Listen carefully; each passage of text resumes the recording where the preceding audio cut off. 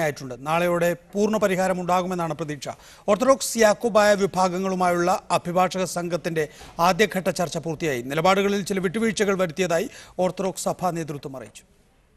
ഈ തർക്കത്തിലെ ചില ഏരിയയിൽ ഒരു അറേഞ്ച്മെൻ്റ് ആയിട്ടുണ്ട്. പിന്നെ പള്ളിയിലെ പ്രയറിനെ സംബന്ധിച്ചിടത്തോളം ഒരു ഡിസ്പ്യൂട്ട് രണ്ട് പാർട്ടികളും തമ്മിൽ സെറ്റിൽ ചെയ്യാതെ ഉണ്ട്.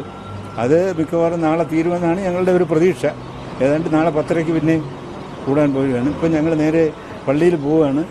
പള്ളിയിൽ പോയി അവിടുത്തെ തിരുമേനി സത്യാഗ്രഹം ഇരിക്കുന്ന തിരുമേനിയുടെ അടുത്തും സമരത്തിരിക്കുന്നവരുടെ അടുത്തും അത് ഇത് നിർത്തിവെക്കാനായിട്ടൊരു അപേക്ഷ കൂടെ ഞങ്ങൾ നടത്തും. അതിൽ നിന്ന് ഇന്നത്തെ സമരങ്ങളൊക്കെ തീരുമെന്നാണ് പ്രതീക്ഷിക്കുന്നത്. കോലഞ്ചേരി പള്ളിയുമായി ബന്ധപ്പെട്ട പ്രശ്നങ്ങളിൽ വിട്ടുവീഴ്ചയ്ക്ക് തയ്യാറാണെന്ന് യാക്കോബായ വിഭാഗം അറിയിച്ചു. നാളെയോടെ പ്രശ്നം പരിഹരിക്കപ്പെടുമെന്നാണ് പ്രതീക്ഷയെന്നും യാക്കോബായ വിഭാഗം പ്രതികരിച്ചു. അവിടെ ഇപ്പോഴുള്ള ഒരു ടെൻസ് സിറ്റുവേഷൻ അതൊന്ന് ഈസ് ഡൗൺ ചെയ്യണം. ഞങ്ങൾ സഹകരിക്കാമെന്ന് പറഞ്ഞിട്ടുണ്ട്. സ്വാഭാവികമായിട്ടും മറുവിഭാഗവും സഹകരിക്കണം. ഇവരവിടെ വരുന്നുണ്ട്. അപ്പം എല്ലാം ഒരു പോസിറ്റീവായിട്ടാണ് ഞങ്ങൾ കാണുന്നത്. വിട്ടുവീഴ്ചയ്ക്കൊക്കെ തയ്യാറാണ്. അതുപോലെ രണ്ട് വിഭാഗം വിട്ടുവീഴ്ച ഉണ്ടാവുകയും ഒരു നല്ല അന്തരീക്ഷം സൃഷ്ടിക്കുകയും ശേഷഭാവ തിരുമേനി ഓൾറെഡി അത് പറഞ്ഞിട്ടുണ്ട്. വിട്ടുവീഴ്ചയുടെയും സമവായത്തിൻ്റെയും സമാധാനത്തിന് അന്തരീക്ഷം ഉണ്ടാവണം.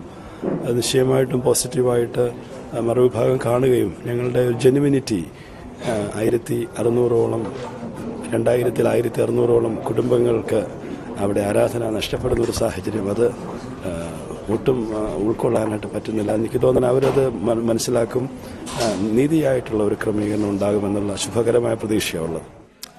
നിരാഹാര സമരം അവസാനിപ്പിക്കണമെന്ന് യാക്കോബായ ഓർത്തഡോക്സ് വിഭാഗങ്ങളോട് എറണാകുളം ജില്ലാ കലക്ടറും അഭിഭാഷക സംഘവും അഭ്യർത്ഥിച്ചു. പ്രശ്നപരിഹാരത്തിനുള്ള ചർച്ചകൾ പുരോഗമിക്കുകയാണ്. വിവരങ്ങളുമായി എസ് വിജയകുമാർ, ചർച്ച എത്രത്തോളം പുരോഗതി കൈവരിച്ചിട്ടുണ്ട് ഇതുവരെ?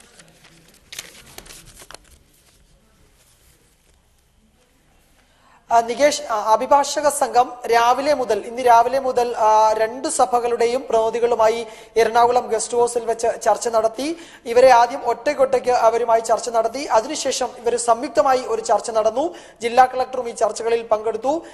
ഈ ചർച്ചകളിൽ കുറച്ചുകൂടി മെച്ചപ്പെട്ട ഒരു അന്തരീക്ഷം ഉണ്ടാക്കാൻ കഴിഞ്ഞിട്ടുണ്ട് എന്നുള്ളത് വസ്തുതയാണ്. രണ്ടു പക്ഷവും വിട്ടുവീഴ്ചകൾക്ക് സന്നദ്ധമാണ് എന്ന് അഭിഭാഷക സംഘത്തെ അറിയിക്കുകയും ചെയ്തു. എന്നാൽ ഏതറ്റം വരെ ഈ വിട്ടുവീഴ്ചയ്ക്ക് ഇവർ തയ്യാറാകും എന്നതിനെ ആശ്രയിച്ചായിരിക്കും ഈ ചർച്ചയുടെ അന്തിമ വിജയം ഉണ്ടാകുമോ എന്ന കാര്യത്തിൽ നമുക്ക് ഏതെങ്കിലും ഒരു തീരുമാനം പറയാൻ കഴിയുകയുള്ളൂ.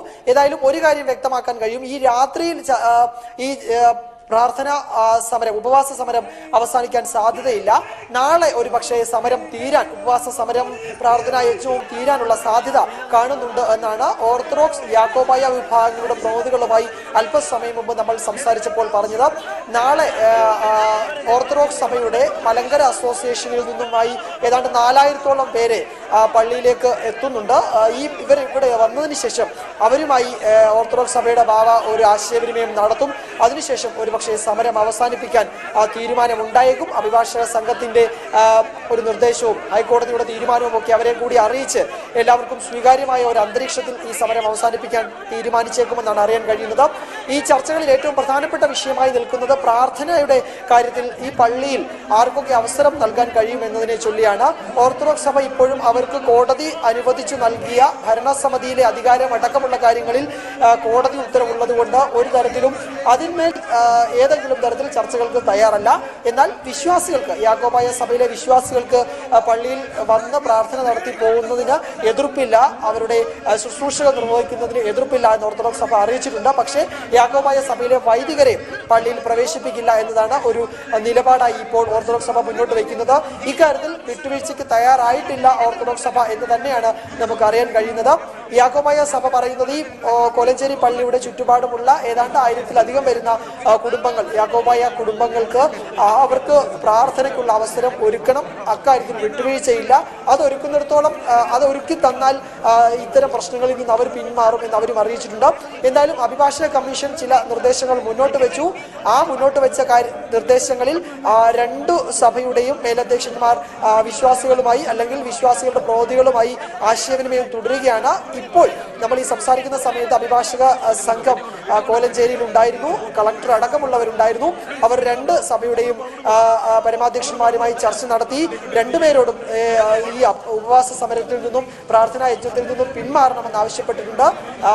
പള്ളി തർക്കം പരിഹരിക്കുന്നതിനുള്ള വ്യക്തമായ നിർദ്ദേശങ്ങൾ മുന്നോട്ട് വെച്ചാൽ സമരത്തിൽ നിന്ന് പിന്മാറാമെന്ന് ഇരുപക്ഷവും അറിയിച്ചിട്ടുണ്ട്. ഒരുപക്ഷെ നാളെ ആ ശുഭകരമായ വാർത്ത പ്രതീക്ഷിക്കാം. ഇരുപക്ഷവും നാളെ ഈ പ്രാർത്ഥനാ യജ്ഞത്തിൽ നിന്നും ഉപവാസ സമരത്തിൽ നിന്നും പിന്മാറും എന്നാണ് അറിയാൻ കഴിയുന്നത്. വിജയകുമാർ കൊച്ചിയിൽ നിന്നും മറ്റു വാർത്തകളിലേക്ക്